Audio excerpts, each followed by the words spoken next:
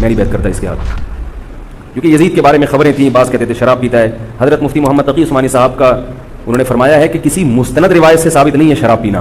روایتیں ہیں مگر کوئی اوتھینٹک روایت نہیں ہے. تو اب نتیجہ کیا نکلا کہ حضرت حسین رضی اللہ تعالیٰ عنہ کے پاس کوفہ سے خطوط آئے. کوفہ کا گورنر تھا ابن زیاد, وہ بھی یزید کا آدمی تھا, بڑا ظالم آدمی تھا. اہل کوفہ کا کے خطوط آئے کہ آپ آ جائیں یہاں پر, یہاں سب لوگ آپ کے ہاتھ پر بیعت کرنے کے لیے تیار ہیں. حضرت حسین کا خیال یہ تھا کہ اگر یہ سب تیار ہیں تو یزید کی حکومت بغیر لڑائی کے, بغیر بڑے قتال کے, مسلمانوں کے خون خرابے کے بغیر ختم ہو سکتی ہے. آئی بات سمجھ میں؟ جو انفارمیشن آپ کو ملی تھی, جو نالج آپ کو ملی تھی, وہ نالج غلط تھی.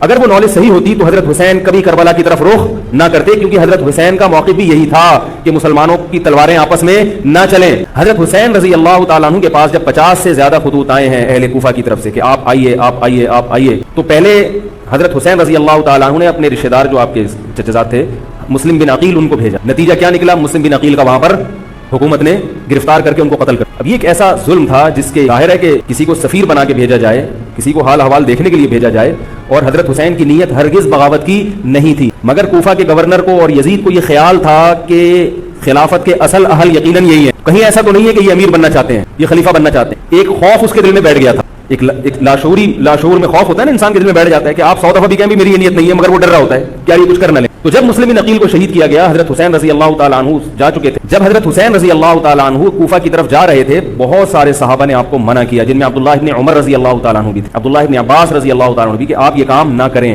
بعض نے تو کہا کہ ہمیں آپ کی شہادت کا یقین, کیونکہ جس حالات میں آپ جا رہے ہیں حکومت یہ سمجھے گی کہ بغاوت کرنے آ رہے ہیں, لہٰذا وہ آپ کو کیا کرے گی, اس بیس پہ قتل نہیں کرے گی کہ آپ نواسہ رسول ہیں, کیونکہ وہ بھی مسلمان تھے. اس بیس پہ قتل کرے گی کہ آپ کی نیت کیا ہے, حکومت کے خلاف بغاوت. تو ان کے پاس ایک اپنے آپ کو برحق ثابت کرنے کے لیے ایک دلیل ہوگی کہ حکومت کا باغی جو بھی ہو اسے کیا کر دو, قتل. رسول اللہ صلی اللہ علیہ وسلم نے فرمایا, صحیح حدیث ہے, کہ جب مسلمان کسی ایک امیر پہ جمع ہو جائیں تو اس کے خلاف جو بھی اٹھے, نبی نے فرمایا اس کو قتل کر دو, کائن من کان, چاہے وہ اس کے خلاف اٹھنے والا کتنا ہی نیک کیوں نہ ہو. یہ حدیث کے الفاظ ہیں.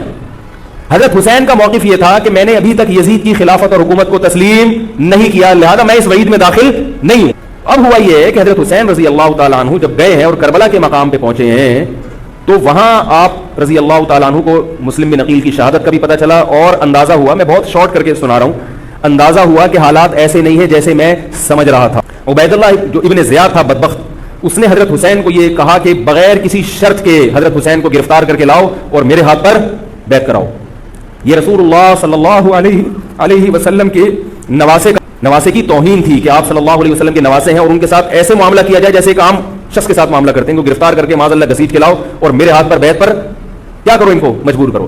حضرت حسین رضی اللہ تعالیٰ عنہ کا کربلا کے میدان میں موقف یہ تھا کہ میں اگر بیعت ہوں گا تو ڈائریکٹ یزید کے ہاتھ پہ بیعت ہوں گا جو مسلمانوں کا خلیفہ ہے, ابن زیاد کے ہاتھ پر بیعت نہیں ہوں گا. یہ بھی اس تاریخ کا ایک اہم پہلو ہے کہ حضرت حسین نے کوفہ جانے کا ارادہ ترک کر دیا اور کربلا سے شام جانے کا آپ رضی اللہ تعالیٰ نے ارادہ کر لیا. اور بعض مورخین نے لکھا ہے کہ حضرت حسین جو واپس آ رہے تھے تو وہ کربلا سے گزر رہے تھے, وہ واپسی کا راستہ ہی شام کا راستہ ہے. نہیں یاری بات میرے خیال سے, وہ جس ٹریک پر چل رہے تھے وہ راستہ کون سا ہے, وہ شام کو جاتا ہے. یہ اس کی علامت ہے کہ آپ یزید سے ملاقات کے لیے, مذاکرات کے لیے تیار, بولو بھائی, ہو چکے تھے. کہ میں خود براہ راست یزید سے مل کے حال حوال دیکھتا ہوں, اگر مجھے سمجھ میں آئے تو میں اس کے ہاتھ میں بیعت ہو جاؤں گا. حضرت حسین رضی اللہ تعالیٰ عنہ کا مقصد حکومت کے خلاف تلوار اٹھانا, بولو بھائی, نہیں تھا, ورنہ وہ اس کے لیے تیار نہ ہوتے.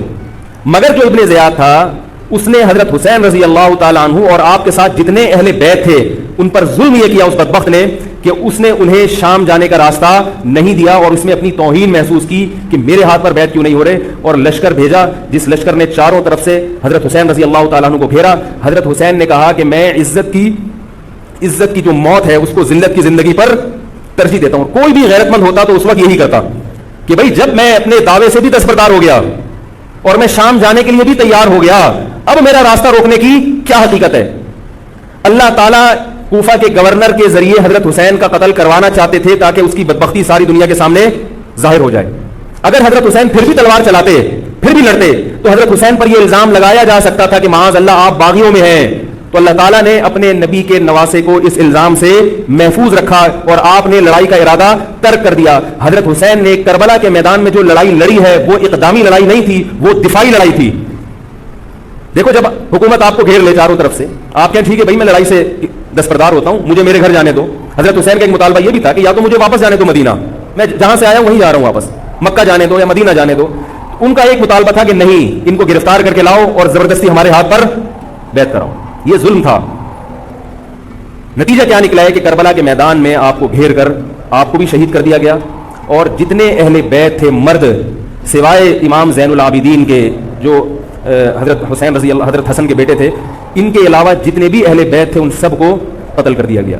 اور یہ اسلامی تاریخ پر ایک بدنما داغ ہے یہ واقعہ کہ ایک اسلامی حکومت تھی اور اس کے اسلامی حکمران تھے, اور ان حکمرانوں کے ہاتھوں محمد صلی اللہ علیہ وسلم کے نواسے کا سر جو ہے وہ گردن اڑائی گئی ہے. مجھ سے خدا کی قسم یہ الفاظ ادا نہیں ہو رہے, میں اپنے جذبات پہ بہت زیادہ کنٹرول کر رہا ہوں. وہ منظر کیا ہوگا کہ جب نبی صلی اللہ علیہ وسلم کے نواسے آپ صلی اللہ علیہ وسلم کے نواسے کی گردن اڑائی گئی ہوگی. تو یہ بہت ایک اسلامی تاریخ میں ایک بدترین واقعہ ہے.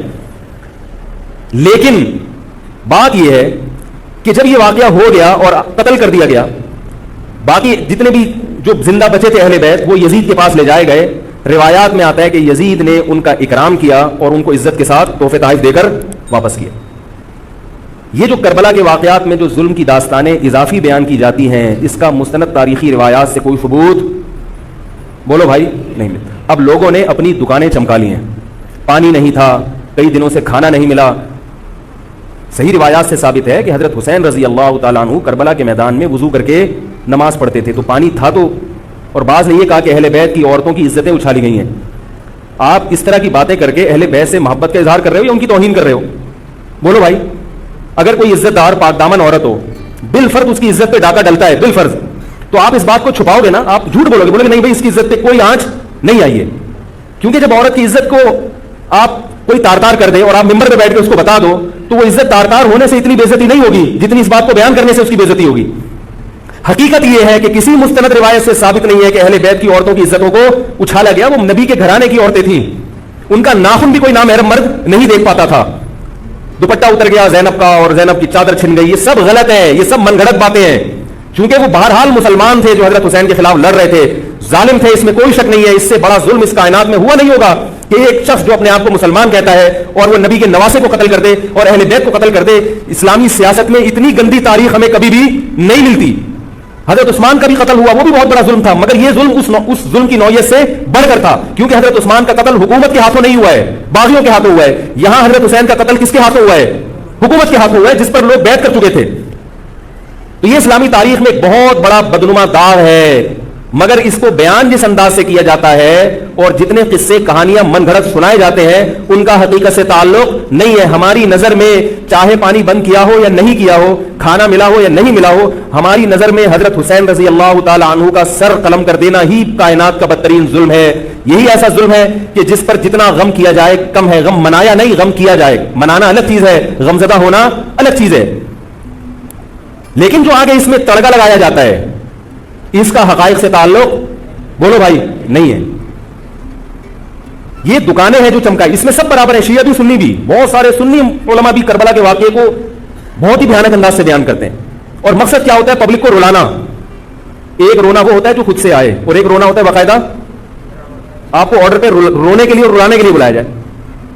وہ رمضان میں نے بتایا تھا نا کہ میں نے ختم قرآن پہ دعا کی تو مجھے رونا آ گیا, بہت زیادہ رونا آیا. اگلے دن صاحب کہنے لگے مولوی صاحب آج بھی ایسی ایک دعا ہو جائے. میں نے کہا میں آرڈر پہ نہیں روتا, میں آرڈر پہ نہیں روتا. اب تو آ بھی رہا ہوگا تو نہیں آئے گا. نہ انسان کسی کے مشورے سے ہنس سکتا ہے اور نہ انسان کسی کے مشورے سے روز. اگر آپ کسی کے مشورے پہ رو رہے ہیں اس کا مطلب ڈرامے بازی. آپ کو فلم کا ایکٹر ہونا چاہیے, آپ کو ڈرامے جوائن کرنے چاہیے, وہاں آپ اچھے چل سکتے ہیں. جیسے کہ ہمارے ایک مشہور اسکالر ہیں, ان کے بارے میں لوگ یہ کہتے ہیں ان کو فلموں میں ہونا چاہیے تھا, پتہ نہیں یہ جیو پہ کیوں آ رہے ہیں. وہ آرڈر پہ روتے بھی ہیں, آرڈر پہ. اب چونکہ یوٹیوب کا دور ہے, میں پہلے جو کربلا کے واقعات جو لوگ بیان کرتے ہیں ان کی تقریریں نہیں سنتا تھا. اب کیا ہوتا ہے, بعض دفعہ بیٹھے ہوئے ہیں کہیں سفر پہ جا رہے ہیں تو یوٹیوب کی ویڈیو, ہم نے کہا چلو یار ہم بھی سن لیں. ایسی چہک چہک کے منہ بنا بنا کے گھما گھما کے تقریریں ہوتی ہیں, لگتا ہے کہ یہ باقاعدہ ایک ڈرامہ ہے, اداکار ہے, فنکار ہے, جس کو ڈرامے بازی کے لیے یہاں پہ حضرت حسین کی شہادت کو کیش کرا رہے ہیں. یہ حضرت حسین سے محبت کرنے والے نہیں ہیں, یہ ان کی شہادت کو دیکھو. اس کی مثال ایسے جیسے کوئی محلے میں مر گیا, کسی سیٹ کا بیٹا مرا, اب آپ کو سیٹ سے قرضہ چاہیے تو سب سے زیادہ آپ روگے نا, تاکہ سیٹ صاحب سمجھیں کہ محبت سب سے زیادہ کس کو ہے, آپ کو. تو آپ اس کی بیٹے کی موت کو کیا کرا رہے ہو, کیش کرا رہے ہو. بعض لوگ کسی کی شہادت کو کیش کراتے ہیں, کسی پہ ظلم کو کیش کراتے ہیں. تو میں پھر عرض کروں کہ بہت بدترین واقعہ ہے. حضرت حسین رضی اللہ تعالیٰ عنہ کا سر لے جایا گیا یزید کے پاس. یزید बदबख्त ने छड़ी से आपके होठों को छुआ। वहां साहबी रसूल ने फरमाया कि ऐसा मत करो। फरमाया अल्लाह की कसम, मैंने इन होठों पे बारहा मोहम्मद सल्लल्लाहु अलैहि वसल्लम के होंठ रखे हुए देखा है। बारहा मैंने देखा है कि मोहम्मद सल्लल्लाहु अलैहि वसल्लम ने इन होठों का बोसा लिया है। बारहा मैंने देखा है। उन सहाबी के दिल पे क्या गुजर रही होगी जो हजरत हुसैन के साथ ये हरकत देख रहे होंगे, जबकि इसी हुसैन को उन्होंने बारहा नबी की गोद में भी देखा और बारहा नबी के होठों को भी उन होठों से मस होते हुए देखा। तो जब ये सर उनके सामने रखा होगा और उसके साथ ये हरकत हो रही होगी, उन सहाबी के जज्बात क्या होंगे। मगर इसके बावजूद जो बताने की बात है, जो मैं बताना चाहता हूं, उन्होंने यजीद के खिलाफ बगावत नहीं की कि जिस यजीद ने हजरत हुसैन का ये हशर कर दिया हो, अगर उसके खिलाफ बगावत होगी तो बाकी मुसलमानों का क्या हशर करेगा। इसमें सब्र की तलकीन भी साहबा ने बताई है कि हाकिम के मजालिम को बर्दाश्त किया जाए, जबान से उसको हाईलाइट किया जाए कि गलत हो रहा है, तलवार ना उठाई जाए। बात नहीं आ रही मेरे ख्याल है समझ में, क्योंकि आज एक वाकया हुआ है, वरना करबला जैसे दर्जन और वाकया तो जाएंगे। तो सहाबा किराम की सीरत में हमें हर तरह के असबाक मिलते हैं। तो मैं यह कर रहा था कि यह है वो करबला का वाकया जिसका मैंने आपको खुलासा बयान किया। उसके बाद क्या हुआ है कि ये जो बनु उमैया की हुकूमत थी, इसकी वो वैल्यू सहाबा किराम के दिल में ना रही जो पहले किसी हद तक बरकरार थी। ये बहुत एक हुकूमत के खिलाफ लोगों के दिल में बोझ पैदा हो गया और बिल आखिर बगावतें शुरू हुई। लेकिन जुमहूर सहाबा का मौक़िफ़ फिर भी यही था कि हुकूमत के खिलाफ बगावत जायज़, बोलो भाई, नहीं है। और इसी तरह के जालिम लोग आते रहे और इन्हीं की औलादों में बनु उमैया में अल्लाह ने फिर उमर इब्न अब्दुल अजीज को पैदा किया। उमर इब्न अब्दुल अजीज भी इन्हीं जालिम लोगों की औलाद थे, मगर इस्लाम चूंकि क़यामत तक रहने के लिए आया है तो अल्लाह को अपना दीन महबूब है, अल्लाह गैब से इंतजाम करते हैं। उमर इब्न अब्दुल अजीज जैसे ही हुकूमत में आए हैं, खलीफा बने हैं, आप रजी अल्लाह ताला अन्हु ने वो बनु उमैया की जो जाहिलाना चीजें थी उन सबको खत्म कर दिया। हुकूमती मिल्कियत को जो जाती खजाना लोग समझना शुरू कर दिया था उसको खत्म किया। उमर बिन अब्दुल अजीज की एक तारीख है, उनको 5वां खलीफा राशिद कहा जाता है। इल्म हदीस को मुरत्तब किया गया, फ़िक़्ह को मुरत्तब किया गया, हदीस का इल्म ज़ाया हो रहा था। आपने हुक्म दिया कि उक्तुबू मा काना मिन हदीस रसूलिल्लाह सल्लल्लाहु अलैहि वसल्लम फ़इन्नी अख़ाफ़ु ज़िया अल इल्म वल उलमा। फरमाया मुझे इल्म और उलमा के ज़ाया होने का खतरा है, मोहम्मद सल्लल्लाहु अलैहि वसल्लम की हदीसों को रिटन फॉर्म में लाया जाए। तो बाकायदा फिर हदीस को बाकायदा जमा किया गया किताबों की शक्ल में और आज हमारे पास वो हदीस महफूज हैं। फ़ुक़हा किराम का दौर आया तो अल्लाह ताला ने हज़रत उमर बिन अब्दुल अजीज़ के दौर में उम्मत को अल्हम्दुलिल्लाह दोबारा जमा कर दिया। उमर बिन अब्दुल अजीज़ के बाद फिर बगावतें हुई, बिल आखिर बनु उमैया की हुकूमत का खात्मा हुआ, बनु अब्बास की हुकूमत आई। मगर बनु अब्बास की हुकूमत आने से बनु उमैया की हुकूमत मुकम्मल ख़त्म नहीं हुई। वही हुआ कि आपने अच्छी नीयत से बगावत की मगर उसका नुकसान ज्यादा। वो क्या हुआ, बनु उमैया भाग गए, उंदलुस में हुकूमत कायम कर ली और इधर बनु अब्बास की। तो ये तारीख में पहला वाकया था कि इस्लामी खिलाफत 2 हिस्सों में डिवाइड हो गई। उसके बाद आज तक एक जगह मुसलमान जमा नहीं हो सके। क्यों? मुसलमानों ने उस हदीस की मुखालफत की कि अमीर के खिलाफ बगावत, बोलो भाई,